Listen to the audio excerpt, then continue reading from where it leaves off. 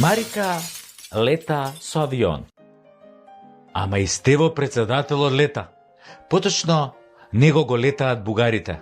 Слаба точка му се бугарите. Борисов му е љубав и голема невозвратена, а бугарскиот председател Радев го лета каде сака и како сака, со неговиот председателски авион. Бугарски. Што време, не време. И во ова време, не време, кога бугарите бришат пот со нас, кога ги побугарчуваат Кирил и Методија и македонскиот јазик и азбука, Стево ја прифати понудата на Радев да се повози на неговиот авион. Да се повози до Ватикан. Баш на чествувањето на двајцата браќа просветители. Како ние да немаме наш авион мајката. А имаме? Па што знам јас? Не може да немаме, си викам, сепак сме држава. А држава сме стварно? Добро, може имаме авион, ама сигурно е расипан или нема гориво, а може му е дупната едната гума, па не знам, дреме тамо во некоја гаража, немаат резерва, може нашиве. А може имаме авион, нема дупнати гуми, ама немаме пилот во авионот и тоа може да е причината. И шо да преш да си на местото на Стево, нели во тој случај? Па мора да се снаоѓаш, ама баш со авионот на бугарскиот председател ли мораше да лета, со авионот на Радев. Истиот оној Радев кој не пропушта можност да каже дека сме бугари, дека јазикот ни е бугарски дијалект и дека сме создадени од Коминтерновската епрувета на Тито во 1944 година. На овој тип му дозволи да те лета, бе, љубави. На овој тип ме заебаваш. Не, стварно ме заебаваш. И добра, ај кажи како беше летот со Радев, а?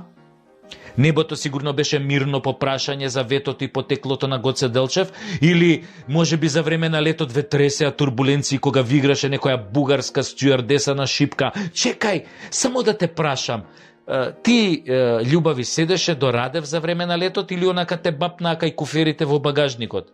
Оти со бугариве никогаш не си на чисто. А може немаше слободно место ни кај куферите, ниту кај патниците, па Радев мораше да те седне на... Не, сега не сакам да бидеме булгарни, односно безобразни, да?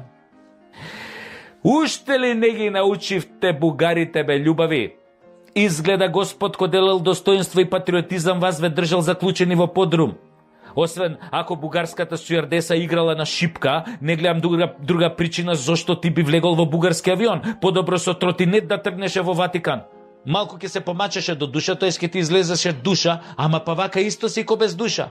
И без топки волнени. А во политиката ништо не се добива без пар топки волнени. Ништо. Добро, и? Еве стигнавте со Радев во Ватикан со неговиот авион. И после, После Стево му го даде новиот дрес на македонската фудбалска репрезентација на папата на кој пишуваше Папа Франциск. Со К на крајот. А папата е Францис. Не се чита тоа К.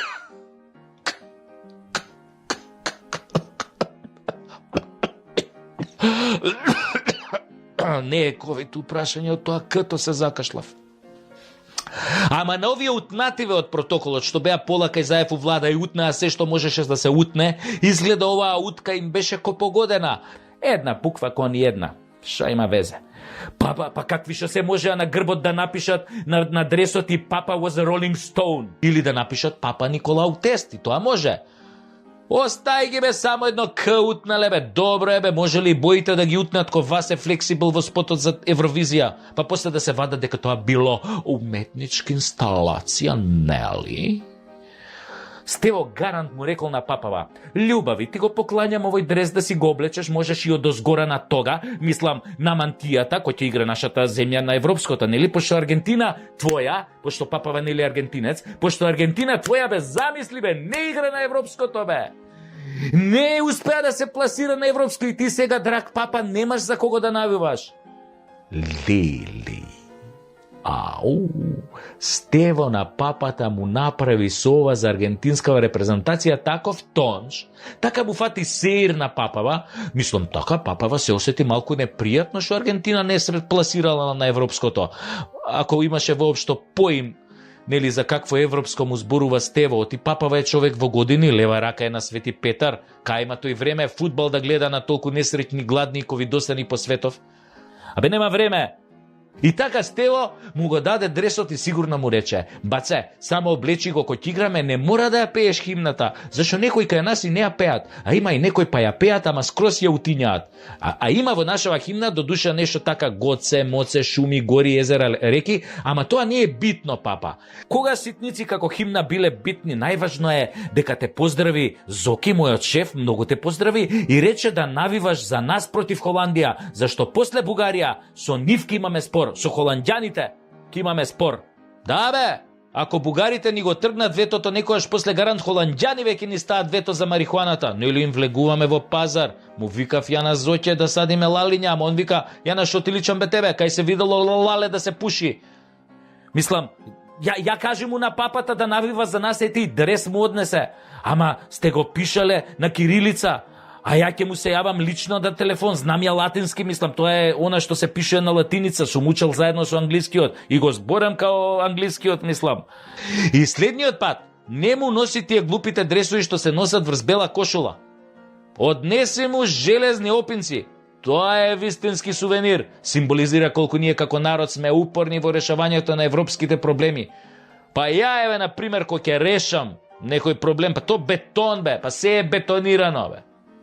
И така Стево везел за најважни споредни работи, а папава само трепкал со очињата и барал помош. Барал помош од сите, ама најмногу од Свети Петар, да го спаси побрзо од Ликов. И Стево видел дека Тенка му е приказнава кој секогаш, па го оставил бугаринов Радев да си позборува со папата за државнички работи, нели околу Кирил и Методи, бидејќи Стево изгледа таму беше отиден во Ватикан само дресот да му го однесе и поракава од Зоќе Заев. И после се дозна дека на враќање Радев го прашал Стево нели кај да гостават, а овој рекол: вози ме за Софија, од ја после од таму ќе си фатам пешки да си се прошетам малце, да се надишам воздух, нели? Радев мислел дека овој нешто го прца и одма сакал да го симне од авионот, ама еден од советниците му рекол дека не е добро што некој што се вика Стевчо или Стево, нели, да го симне од авионот пред полетување, не е културно, не е убаво. После тоа Радев бил пак бледо-зелен, додека у авион Стево раскажувал вицови за тоа како седеле со Бранко и пиеле виски, а кога Стево се опил после првата коцка мраз, а Бранко бил трезен после 3 флаши виски, и така се додека не слетале во Скопје. А папава Франциск